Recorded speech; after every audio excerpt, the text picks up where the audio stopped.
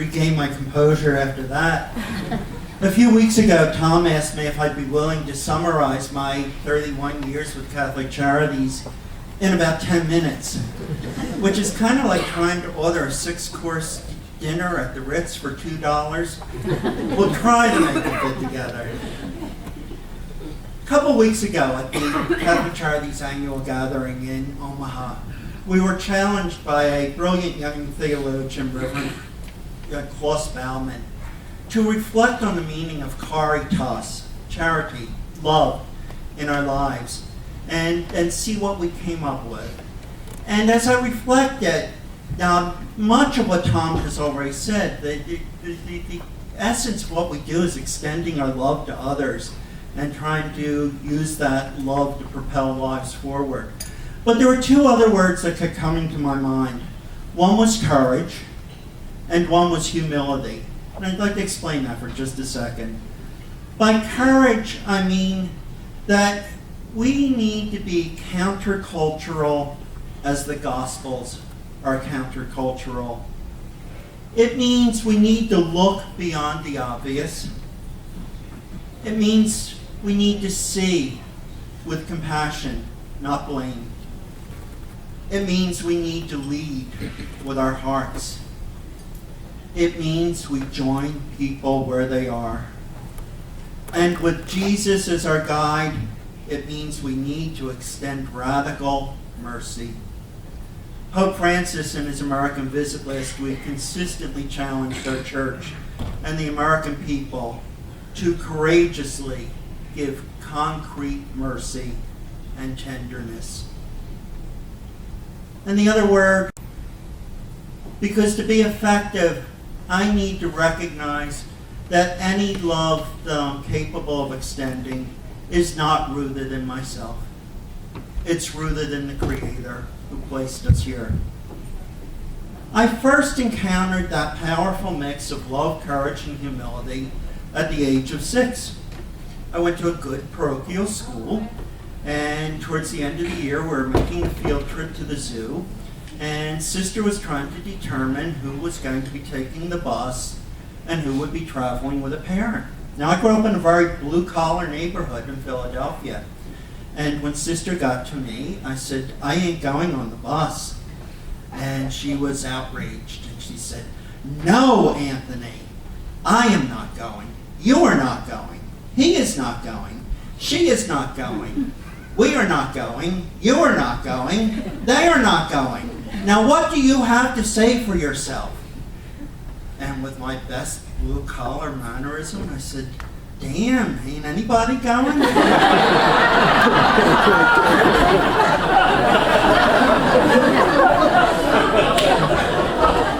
Needless to say, I was paddled down to the principal's office, and my mother was summoned and had to sit through a lecture on what a brazen article her son was.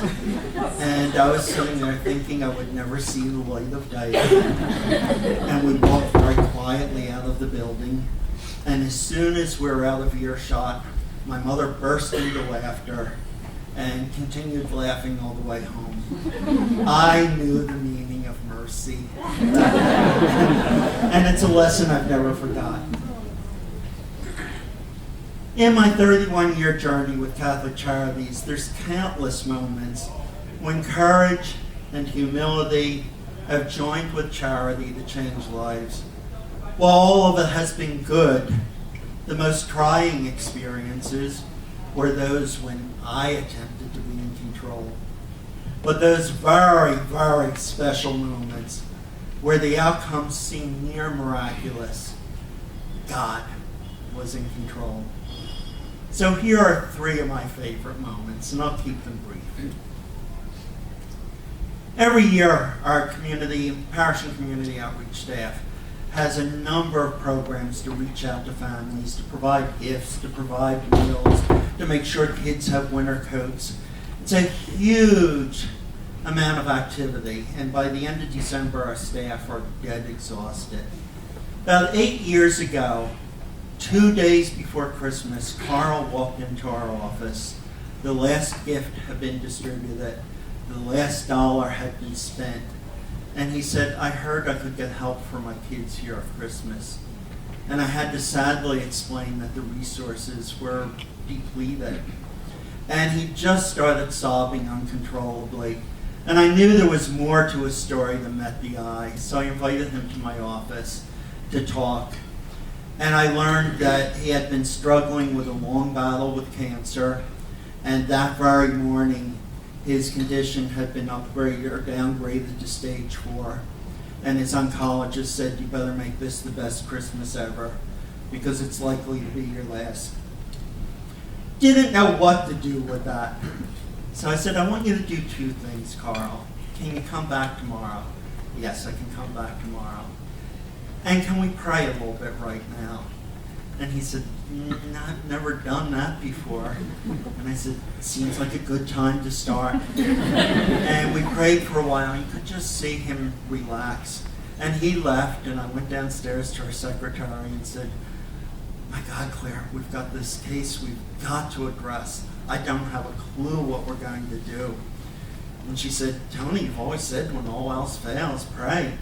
So Claire and I prayed together, and I was heading back up to my office, and a family that we had assisted about 6 years earlier came in, and they said, we're really embarrassed to be coming at this late date, but we felt this is the year we needed to pay it forward. Things have been going extremely well for our family. Could you use another $1,000? We were able to give Carl and his family a great Christmas. But as is often the case, we didn't see him for months afterwards. And in May, I was sitting at my desk, and Carl came in with a broad smile. And I said, how you doing, Carl? And he said, I'm still here. And I said, that's a good place to start. What's up? He said, I think there might be something to this prayer stuff. And I said, you think so? What makes you say that? He said, my cancer's gone into remission. I'm now able to have surgery, and it will give me a fighting chance. 5 years later, Carl is still with us, and at the moment he's cancer-free.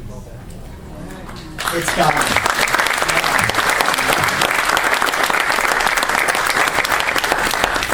Some of our best work is also done through our volunteers. One of my favorite programs is Hand in Hand. It's an annual work camp where we bring together local youth to address home repairs and upkeep for senior citizens and persons with disabilities who couldn't otherwise do that type of work. We had a woman, Mary Ann, now recently widowed, who simply wanted a bathroom painted. Now we have teams of 6 kids and they have to be occupied for a week. And I said, well, anything else? Well, I guess the deck could be sealed. So we sent a team in to see what would happen. Well, the best thing about Hand in Hand has nothing to do with the work. It's about the relationships that unfold. And the kids painted the bathroom in about 3 hours. But one of them called me and said, you know, Mary Ann is a really nice person, but she's really sad. And it's like dark in here and it's kind of dirty. Do you think we could clean up her house for her? And I said, well, take that up with her and see what she thinks. Well, before the week was over, they painted 6 rooms of the house, trimmed all the bushes, took the blinds down, opened the drapes, cleaned the windows, and gave the house a deep cleaning. Mary Ann came to life. It was like a resurrection for her. And the kids recognized the fullness of their own potential in that event. 4 years later, 2 of those kids are still going to visit Mary Ann on a weekly basis.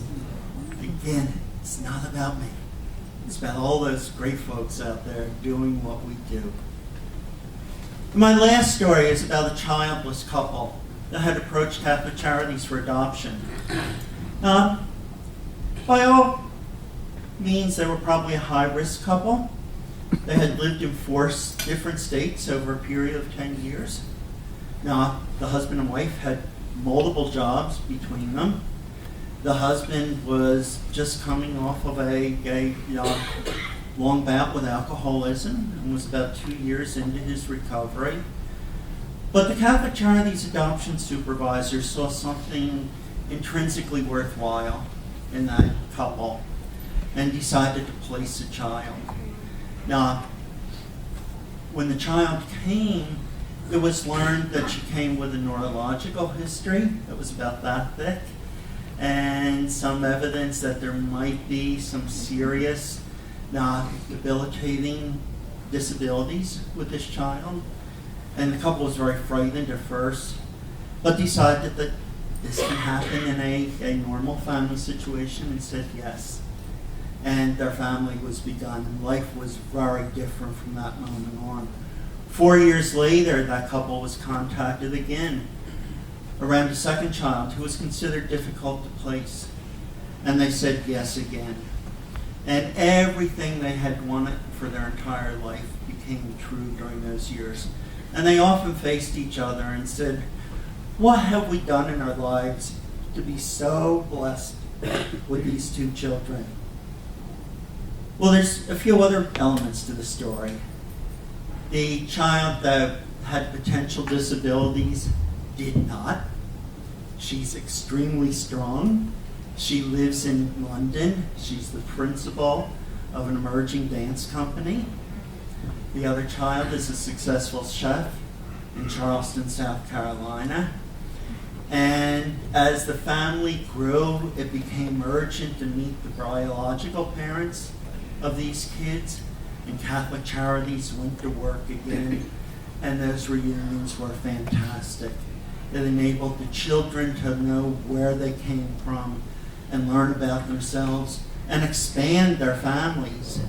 And for the adoptive parents, it gave an opportunity to say thank you for those courageous people who gave them the gift of life.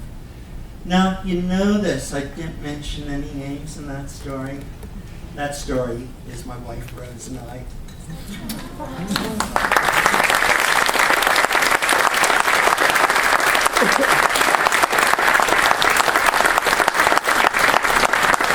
We have been very, very, very blessed by this agency. Leaving is bittersweet indeed. I'm not worn out. I am tired. But as this chapter of my journey with Catholic Charities draws to a close, I realize how truly I have been blessed by an organization that gave me and my family so many boundless opportunities. I am deeply grateful for our entire staff, our board, our volunteers, our amazing and generous donors. Each of you plays a significant role in making this organization a reality. I urge you to proceed forward with great courage, boundless love, and deep humility. In so doing, we are truly living our mission and God's plan. God bless you.